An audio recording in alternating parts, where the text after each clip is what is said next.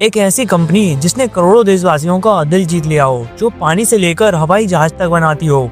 जहां नजर डालें 10 में से 8 कार आपको उसी कंपनी की देखने को मिलेंगी, जिन्होंने गरीबों को इतना दान करा जिसकी वजह से उनको सालों तक भूला नहीं जा सकता, और जो 100 से ज्यादा देशों में काम करती है। तो आज हम बात करने वाले हैं एक ऐसी ही कंपनी के बारे में जिसको हम सभी पसंद करते हैं, और उस कंपनी का नाम है टाटा ग्रुप। तो इस कहानी की शुरुआत होती है आज से लगभग 150 साल पहले। तो साल होता है 1839। तब एक बहुत ही सामान्य परिवार में जन्म होता है जमशेदजी टाटा का। 1858 में जमशेदजी टाटा अपनी एजुकेशन कंप्लीट कर लेते हैं और अपने पिता के साथ अपने फैमिली बिजनेस कॉटन ट्रेडिंग के बिजनेस को ज्वाइन कर लेते हैं। उनकी कड़ी मेहनत और लगन के कारण कुछ ही सालों के अंदर बिजनेस बहुत ही बड़ा बन जाता है। अब जो कॉटन था जो वो बेचते थे वो ज्यादातर इम्पोर्ट होता था, और वो खुद भी कॉटन से क्लॉथ बनाकर बेचना चाहते थे, और ये करने के लिए एक बहुत ही बड़ी फैक्ट्री की जरूरत थी। और एक नए बिजनेस में इतना बड़ा इन्वेस्ट करना बहुत ही ज्यादा रिस्की था। और उस वक्त एक ऑयल मिल था जो बहुत ही ज्यादा लॉस में जा रहा था, और कुछ दिनों बाद वो बैंकक्रप्ट हो जाता है। और जमशेदजी टाटा इसी चीज का फायदा उठाते हुए इस तेल मिल को बहुत ही सस्ते दामों में खरीद लेते हैं, और इस ऑयल मिल को कॉटन मिल में कन्वर्ट कराकर चलाने लगते हैं और मैन्युफैक्चरिंग चालू कर देते हैं। और उस मिल को नाम दिया गया अलेक्जेंडर मिल, जो मुंबई की चेंज पोगली में स्थित था। 2 सालों तक उन्होंने इस मिल से अच्छी कमाई कर इसे अच्छे दामों में बेच दिया, और 1857 में नागपुर में इम्प्रेस मिल को स्टेबलाइज किया और मैन्युफैक्चरिंग चालू कर दी। और जब इस मिल को ओपन किया गया तब बॉम्बे को कॉटन मार्केट का हब माना जाता था, और बॉम्बे के लोगों ने उनको इस मिल को इतने दूर खोलने में काफी ज्यादा ताने भी मारे। और किसी को भी ये समझ नहीं आ रहा था कि बॉम्बे तब कॉटन मार्केट का हब है, तो जमशेदजी टाटा ने नागपुर में कॉटन मिल क्यों स्टेबलाइज किया। मगर वक्त ने साबित किया कि जमशेदजी टाटा का फैसला बिल्कुल सही था। पहले तो जो रॉ मटेरियल था उसकी फसलें ज्यादातर नागपुर के आसपास ही हुआ करती थी, और दूसरा रीजन था वाटर की सप्लाई, क्योंकि कॉटन के कपड़े बनाने के लिए बहुत ही ज्यादा पानी का इस्तेमाल होता है, और नागपुर में कई रिवर्स और लेक्स की वजह से यहाँ पर पानी की कमी बिल्कुल भी नहीं थी।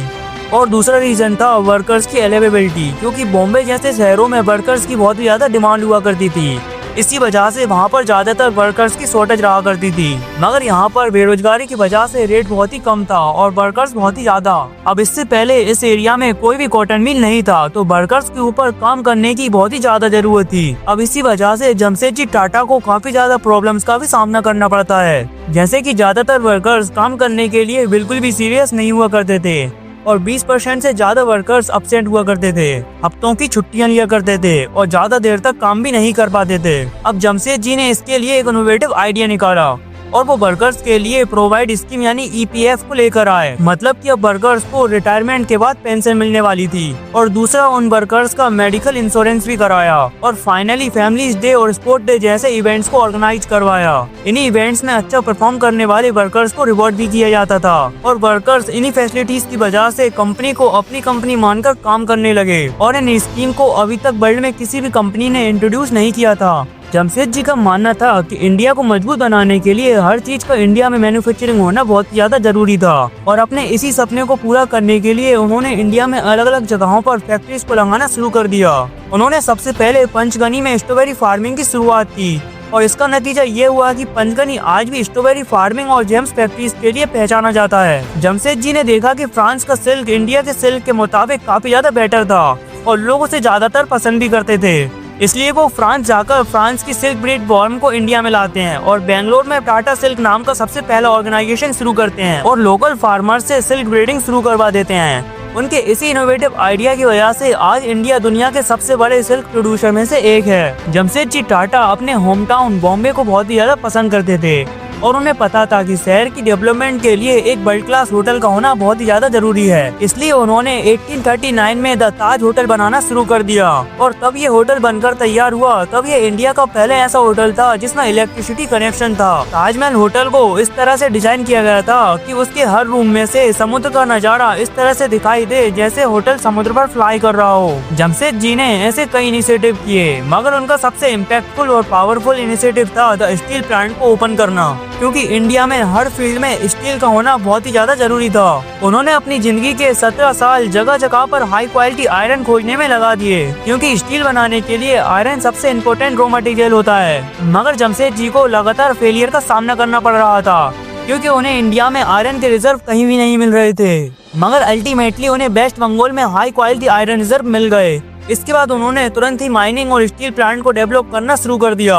मगर इतनी मेहनत करने के बावजूद जमशेदजी इंडिया में स्टील बनते हुए नहीं देख पाए, क्योंकि 1904 में उन्होंने अपनी जिंदगी की आखिरी सांस ली। जमशेदजी के सपने इतने बड़े और ज्यादा थे कि उनके जीते जी पूरे होना पॉसिबल नहीं था। इसलिए उनके बाकी बचे हुए ड्रीम्स को पूरा करने की जिम्मेदारी लेते हैं उनके बेटे दोराबजी टाटा, और 1907 में स्टील प्लांट बनकर कंप्लीट हो गया, जो इंडिया का ही नहीं बल्कि एशिया का सबसे बड़ा स्टील प्लांट था, जिसे आज हम टाटा स्टील के नाम से जानते हैं। जमशेदजी का मानना था कि इंडिया साइंटिफिक रिसर्च और एजुकेशन में बाकी फॉरेन कंट्रीज से काफी ज्यादा पीछे है, और वो इंडिया में एक ऐसा इंस्टीट्यूट स्टेबलाइज करना चाहते थे जो इंडिया में वर्ल्ड क्लास रिसर्च और साइंटिस्ट को प्रोड्यूस करे। इसलिए दोराबजी टाटा ने मैसूर के राजा की मदद ली और बेंगलोर में इंडियन इंस्टीट्यूट ऑफ साइंस को स्टेबलाइज किया, जिसके पहले डायरेक्टर खुद सीवी रमन बने थे, जिसने इंडिया का फर्स्ट एयरक्राफ्ट और फर्स्ट कंप्यूटर बनाने में बहुत ही मदद की। एजुकेशन के अलावा जमशेदजी ने एक हाइड्रो इलेक्ट्रिक प्लांट का भी सपना देखा हुआ था, जिसमें नेचुरल वाटरफॉल और आर्टिफिशियल लेक का इस्तेमाल कर इलेक्ट्रिसिटी जनरेट होने लगी, और कई बड़ी इंडस्ट्री को इसी पावर प्लांट से इलेक्ट्रिसिटी प्रोवाइड कराना शुरू कर दिया, जिसे आज हम सभी टाटा पावर के नाम से जानते हैं। टाटा ग्रुप सिर्फ खुद ही तरक्की नहीं कर रहा था,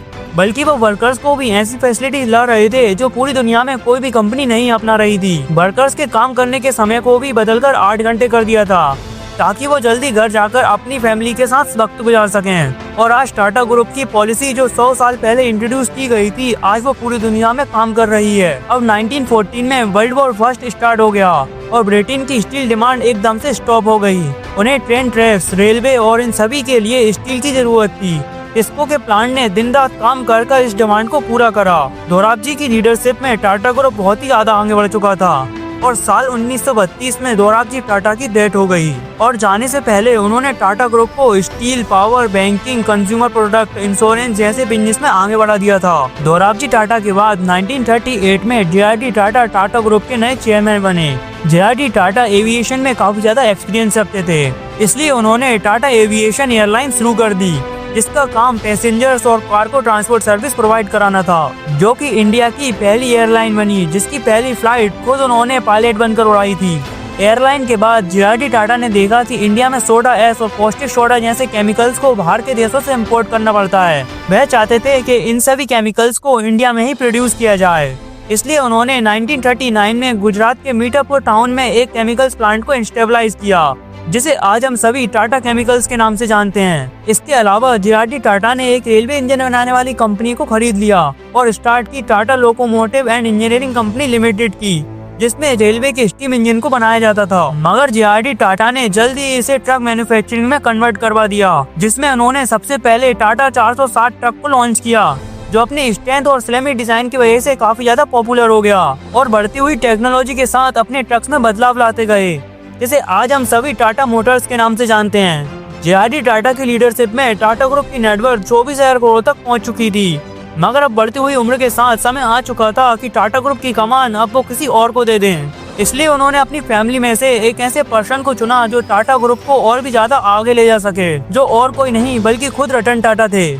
शुरुआत में रतन टाटा को स्टील प्लांट की जिम्मेदारियां दी गई थी, जिसे वो लॉस से निकालकर प्रॉफिट तक लेकर आए, और इसी वजह से जे.आर.डी. टाटा बहुत ही ज्यादा इम्प्रेस हुए, और उन्होंने रतन टाटा को 1991 में टाटा ग्रुप का चेयरमैन बना दिया।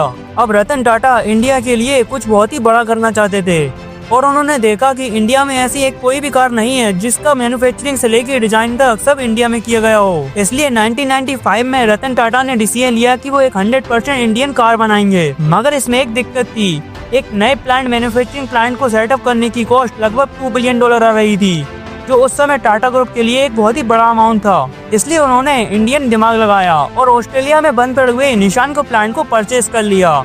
उस पूरे प्लांट को डिसमेंटल कर इंडिया में लेकर आए और इंडिया में लाकर उसे फिर से रीडेवलप किया और कार की मैन्युफैक्चरिंग करना स्टार्ट कर दी। और फाइनली 1998 में पहली बार एक कार लॉन्च हुई, जिसकी डिजाइन से लेकर मैन्युफैक्चरिंग तक सभी इंडिया में की गई थी, जिस कार का नाम उन्होंने इंडिका रखा। ऑटोमोबाइल के बाद उन्होंने टेक्नोलॉजी पर फोकस करा। उन्होंने देखा कि इंडियन कंपनी टीसीएस का फोकस इंडियन कंपनी को कुछ सर्विस देने में था, जैसे डाटा एंट्री और बुक कीपिंग, जो कि एक बहुत ही बेसिक काम था। इसलिए वो टीसीएस को सॉफ्टवेयर सर्विस पर लेकर आए।